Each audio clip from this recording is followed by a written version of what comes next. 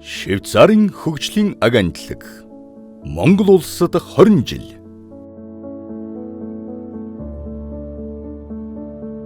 Амьдралын чанарын индексээр тэргүүлэгч, олон улсын банк санхүүгийн салбарын гол оролцогч, бугын цагны стандарт амтад бяцлаг хараан алдартай Швейцарын холбооны улс нь Европ төвд орших ба сүрлэг уулс үдсгэлэнт нуурууд үржил шимтэй хөндөй тал дур булаан тосход байгалийн үдсгэлэнт газраараа гайхагддаг.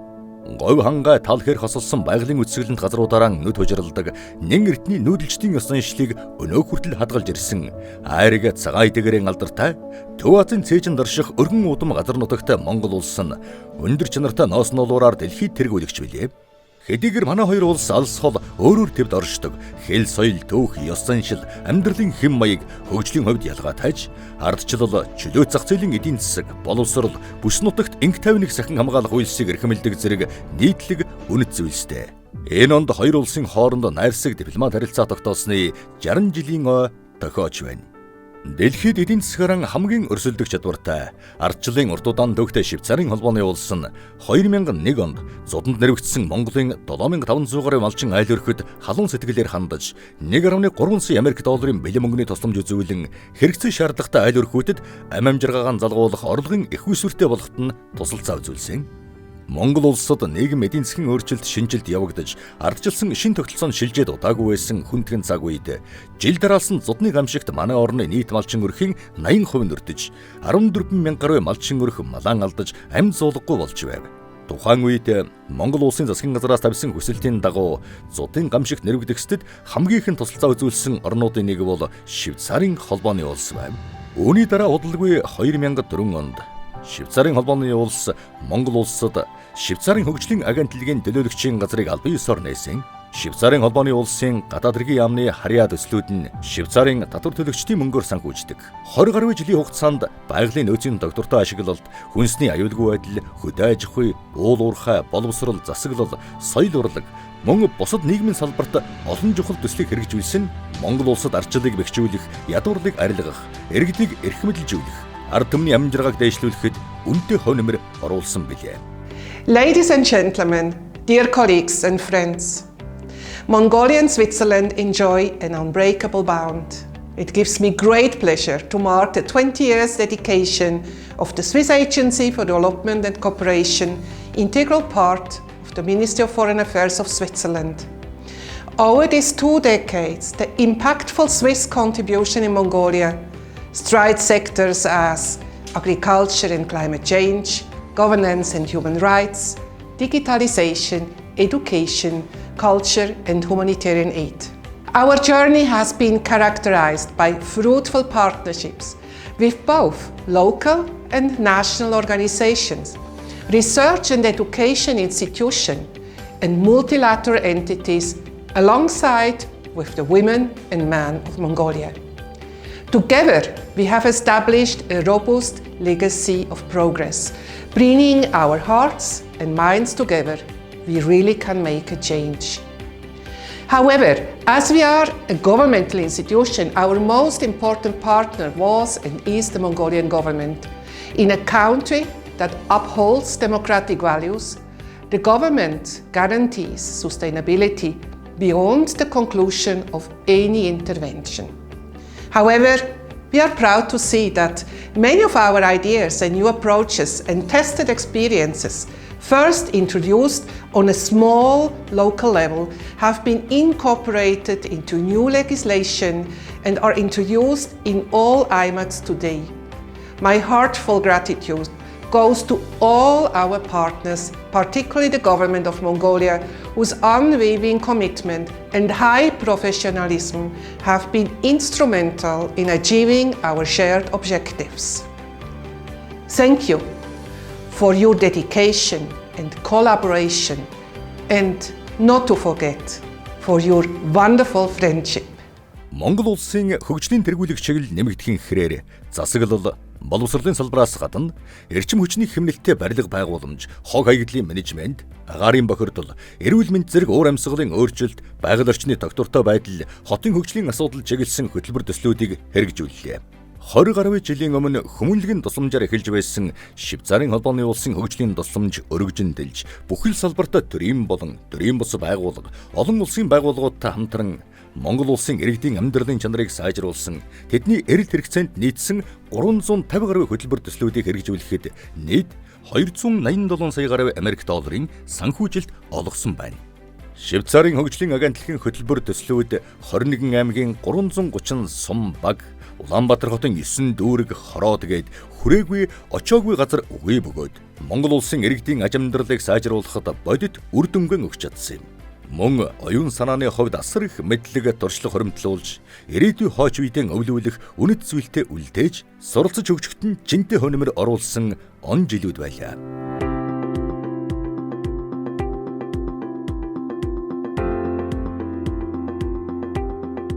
Эхэн үеийн Швейцарын холбооны улсын дэмжлэг нь хөдөө аж ахуйн чиглэлд түлхүү анхаарч байв. Тиймээс танилцуулгаан хөдөө аж ахуйн салбараас эхэлье.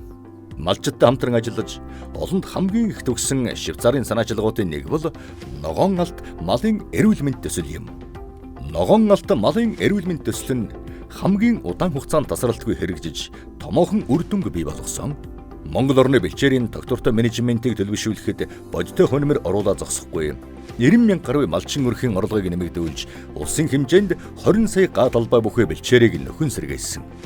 Мөн сарлагын шир, хөөвөр зэрэг малын гаралтай бүтээгдэхүүний гарал үүслийг тодорхойлох, чанарыг сайжруулах тогтолцоог бүрдүүлж, зах зээлийн үнэлгээг нэмэгдүүлсэн зэрэг олон эерэг үр дүнг авчирсан.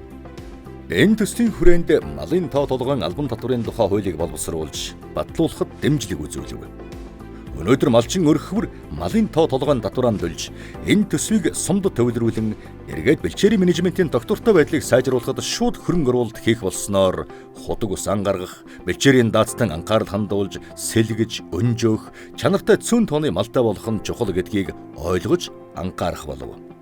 Швейцарын хөгжлийн агентлаг малжидтай хамтран тэдний амжиргааг дээшлүүлэхийг чиглэсэн төслийг хэрэгжүүлснээс гадна жижиг тариалан эрхлэгчтэй мөн хамтран ажилласан юм. 2004 онд Монгол улс дотоодынхон төмсний хэрэгцээг хангаж чаддаггүй байлаа. Швейцарын хөгжлийн агентлаг нь тариалан эрхлэгчид судалгааны төвөд хөдөө аж ахуйн яамтай хамтран Монгол орны цаг уурын онцлог тохирсон чанартай төмсний үрийг нутагшуулв. Төсөл амжилттай хэрэгжсэн тул Швейцарын хөгжлийн агентлаг төслийг өргөжүүлж, олон төрлийн хүнсний ногоо тариалахад анхаарсан. Холбогдох талуудтай хамтран ажиллаж, Монгол улсын хүнсний аюулгүй байдлыг хангах чухал үр дүнг бий болгов. Өнөөдөр Монгол улс төмсний хэрэгцээг бүрэн хангаж, хүнсний ногооны голлох, таримлын үрийг бараг 100% эх орондон үйлдвэрлэж байна. Мөн хүнсний ногооны нийт хэрэгцээнийхэн 70 орчим хувийг дотоодон үйлдвэрлэж байгаа нь импортоос хараад ус болж, хүнсний аюулгүй байдлыг хангах чиглэлд томоохон алхам болов.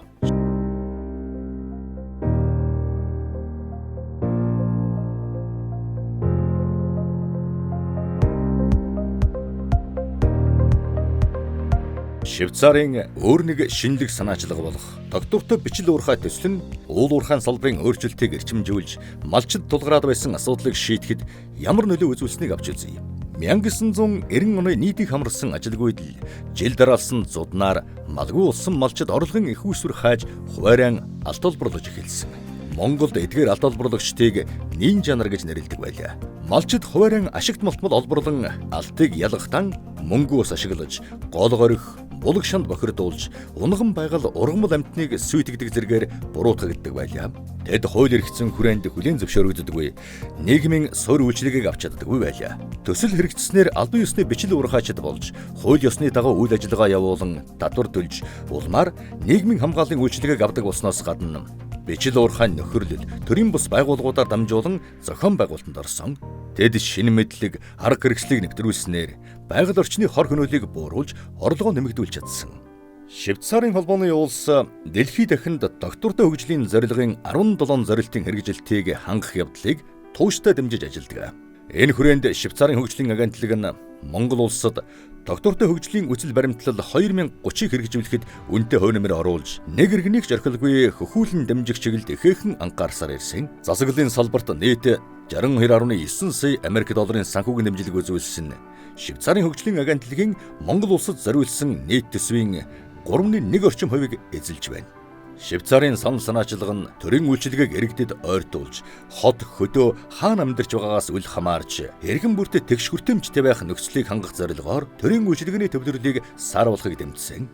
Бодит байдал дээр үүнийг хэрхэн хэрэгжүүлсэн бэ? Швейцарын мэдлэг туршлагад үндэслэн хөгжүүлж нэвтрүүлсэн нэг цонхны үйлчилгээний төвүүдээс эхлэе. Өнөөдрийн байдлаар 450 гаруй төрлийн төрийн үйлчилгээг шатамжлага чирэгдлэгүйгээр эргэн хуулийн этгээдэд төргийн шуурхай нэг дороос үзүүлдэг Монголын хамгийн анхны төвлөрсөн төрийн үйлчилгээний нэгдсэн төв болж чадсан юм.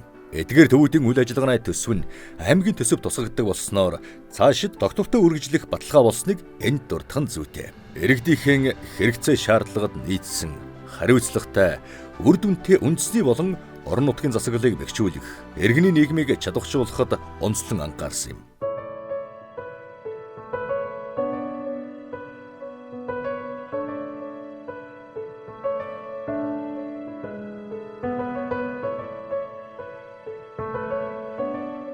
Швейцарын хөгжлийн агентлаг нь иргэдийн оролцоотой төсөвлөлтийг Монголд нэвтрүүлсэн нь олон нийт улсын төсвийн тодорхой хэсгийг хэрхэн зарцуулахаа шийддэг ардчилсан үйл явц юм. Энэ нь хүмүүст мөнгөнөөс илүү бодит эрх мэдлийг өгдөг. Өнөөдөр орон нутгийн засаг захиргаан хөдөө орон нутаг, хотын хүн амд хүртээмжтэй тэгшүүлжлэгээ үзүүлэхэд илүү үр дүнтэй ажиллах боломжтой болсон байна. Монгол улсын засгийн газраас ил тод хариуцлагатай байдлыг сайжруулах зорилгоор төрийн үйлчилгээг захимжуулах явдлыг тэргүүлэх чиглэл болгосноор цахим арга хэрэгслүүд нь авилга, хүн сурталыг бууруулахад чухал үүрэгтэй байна. Швейцарын холбооны улс энэхүү санаачлагыг дэмжиж бизнес эрхлэхэд олгодог зөвшөөрөл, нийслэлийн агентлагуудаас үзүүлдэг үйлчилгээ, хууль зүйн тусалцааны төв зэрэг төрийн 95 үйлчилгээг захимжуулахад хамтарч ажиллалаа. Ардчлалын гол тулгуур болж ард түмний эрэлт хэрэгцээнд нийцсэн засаглалыг баталгаажуулах хүчирхэг парламент нь ардчилсан улсад зайлшгүй байдаг. Хууль тогтоох болон хяналт шалгалтын чадварыг бэхжүүлэх нь ардчлалын зарчмыг сахин хамгаалахад маш чухал юм. Монгол улсын их хурл хууль тогтоох болон хяналт шалгалтын чадварыг бэхжүүлэх чиглэлд Швейцарын холбооны улсаас дэмжлэг авч шинэ арга аргачлалыг нэвтрүүлж институцийн бүтцийг бэхжүүллээ. Олон улсын парламентын холбоотой урт хугацаанд хамтран ажиллах гэрээг байгуулад байна. Ардчилсан улс орнуудын парламентэд тулгардаг гол бэрхшээлийн нэг бол иргэдийн үжил бодлон илэрхийлэх, дуу хоолойгоо хүргэх эрхчлөөг баталгаажуулах замаар төр иргэдийн хоорондын харилцааг бэхжүүлэх явдал байдаг. Энэ сорилтын хүрээнд Монгол улс захим парламент болон захим өргөдлийн системийг нэвтрүүлсэн. Эдгээр санал санаачлагууд нь ардчлалын үйл явцад иргэдийн оролцоог хангаж, хуулийн төслүүдийг хэлэлцэхэд оролцоо саналан өгөх боломжийг тэдэнд олгож байна. Сайн засаглалыг бэхжүүлэхэд дэмжлэг үзүүлэх нь чухал. Гэхдээ эрэгтэйчүүд, эмэгтэйчүүд нийт хүн амын аж амьдралыг сайжруулахгүйгээр тогтвортой өөрчлөлтийг хийх боломжгүй юм. Тиймээс Швейцарын хөгжлийн агентлаг аливаа улс оронд сайн засаглалын төслийг иргэдийн амжиргааг дээшлүүлэх, ялангуяа мэдлэг түгээх, сургалт, боловсролд хөрөнгө оруулалт хийх замаар хэрэгжүүлдэг байна. Мэргэжлийн болон ерөнхий боловсрол гээд боловсролын салбарт нийт 29 сая Америк долларын хөрөнгө оруулалт хийжээ. Эрэгтэй, эмэгтэй, залуус, өрг толгойлсон эхчүүдэд чиглэсэн ажлын байр шинээр бий болгох зорилгоор 14.5 сая гаруй Америк долларын хөрөнгө оруулалт хийсэн. Мэдлэг түгээх нь бүхий л санаачлаг, хөтөлбөр төслийн салшгүй хэсэг байсаар ирсэн юм. Жижиг тариаланч, бизнес эрхлэгчдэд зориулсан сургалт, дэмжлэг тусалцаа үзүүлснээр Монгол улсын хүнсний аюулгүй байдлыг хангах, иргэдийн амжиргааг дээшлүүлэхэд чухал хувь нэмэр болсон юм.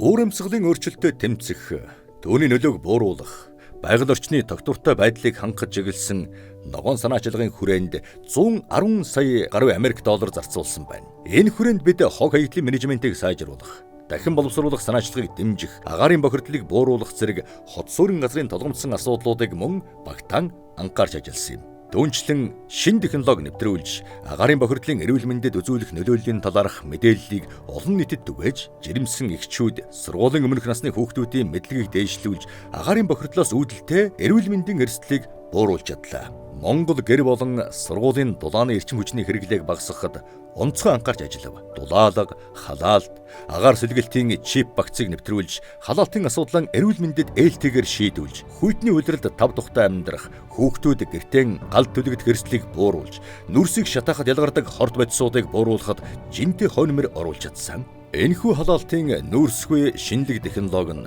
Улаанбаатар хотын 1,700,000 гаруй оршин суугч, хот сүрэн газарт амьдарч байгаа нийт өрхийн 72% нь үр өгөөжөн өгөөд байна. Боловсрол шинжлэх ухааны яамтай хамтран тусгай хөтөлбөр боловсруулж, үндэсний хэмжээнд ерөнхий боловсролын сургуулийн сурагчдад доктортой хөгжлийн боловсролоор дамжуулан уур амьсгалын өөрчлөлт, доктортой ногоон хөгжлийн талаарх ойлголтыг өгч, мэдлэг нь дээшлүүлсэн. Уг хөтөлбөр нь ерөнхий боловсролын сургуулийн сургалтын хөтөлбөрт тусгагдсан юм. Сүүлийн 20 гаруй жил Швейцарын хөгжлийн агентлагийн хэрэгжүүлж байгаа төслийн хөтөлбөрүүд олон салбарт бодит үр дүн авч ирснийг тэмдэглэн хэлэхдээ таатай байна. Монголчууд бид Швейцарын хөгжлийн агентлагтай хамтран бүтээсэн үр дүн олд амжилтаараа цаашд улам баттган бэхжүүлэхийн зэрэгцээ. Нэгдсэн үндэсний байгууллагын доктортой хөгжлийн 16 дугаар зорилтыг биелүүлэхийн төлөө арчилсан засаглалыг төлөвшүүлэх чиглэлээр хоригдлуулсан туршлагаа бусад улс оронтой хуваалцаж хамтран ажиллахдаа бэлэн байна. Ялангуяа сүүлийн 7 жилийн хугацаанд Монгол Улсын их хурл Швейцарын парламент хооронд нэгт хамтын ажиллагааны үр дүнд Монгол улсад парламентын хэн шалгалтын тогтолцоог босонгуй болгож бэхжүүлэх үйлсэд ихээхэн агц гарсны онцлог тэмдэглэж байна. Монгол Улсын парламент өнгөрсөн 2023 онд түүхэндээ анх удаа хүний эрх, гендрийн нүдээр өөртөө толдон харж цаашид анхаарах асуудлаа тодорхойлоход Швейцарын хөгжлийн агентлаг биднийг дэмжиж ажилласанд тусгайлан талархаж байна. Монголын арчилсан засаглалыг бэхжүүлэх чиглэлээр бидэнтэй олон жилийн туршид итгэлтэй түнш байсан Швейцарын ард түмэн, Швейцарын холбооны улсын засгийн газар, Швейцарын парламентод Монгол улсын их хурлын нэрийн өмнөөс чин сэтгэлийн талархал илэрхийлье. Монгол улс өнөөдөр ардчилсан зарчмыг хүндэтгэн, хүний эрхийг хамгаалдаг, хууль дэдлэх ёсыг бэхжүүлж буй сайн туршилгаараа тэргүүлж буй орны нэг болоод байна. Өнгөрсөн 20 жилийн хугацаанд Швейцарын холбооны улс Монголын ард түмэнтэй хамт дан байж санхүүгийн дэмжлэг үзүүлж мэдлэг туршилгаан солилцож ажилласнаар хойч үеийнхэн сайн сайхан байдал, амар тайван дэлхийн төлөө тууштай байдаг Монголын эмэгтэй, эрэгтэй хүмүүсийн хичээл зүтгэлийн нэг хэсэг болж чадсандаа маш их баяртай байна. Хүн төвтэй, доктортой хөгжлийн төлөө тууштай байдаг Монгол улсын олон салбарт дэмжлэг тусалцаа үзүүлж, Монгол хүний амжиргаа, амьдралын чанарыг дээшлүүлэхэд хувь нэмрээ оруулснараа бид бахархаж байна. Бид байнга харилцан суралцаж ирсэн бөгөөд цаашдаач олон сайхан түүх туршилгаан хуваалцсаар байх болно. Аливаа цаг хугацаа орон зайн хувьд доктортой байх, харилцсан ойлголцол, итгэлцэлд суурилсан батбах түншлэлийг бид бий болгож, хамтдаа энэ урт замыг дуулсан. Хамтын ажиллагаа, түншлэлийн хэлбэр, аргууд цаг хугацааны явцад өөрчлөгдөж болох ч бид цаашдаа хамтдаа алхах замыг олсоор байх нь дамжиггүй. Энэхүү гайхалтай сайхан аяллаа нэг хэсэг байсан. Цаашид хамтын ажиллагааны шин замуудыг үргэлжлүүлэх бүх хүмүүст баярлаж талархснаа илэрхийлье.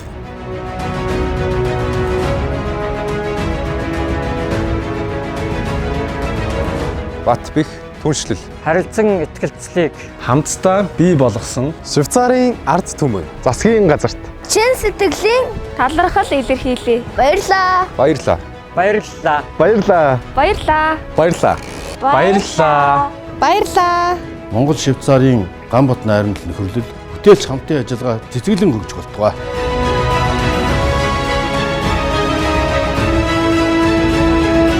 Швейцарын хөгжлийн агентлаг Монгол улсад 20 жил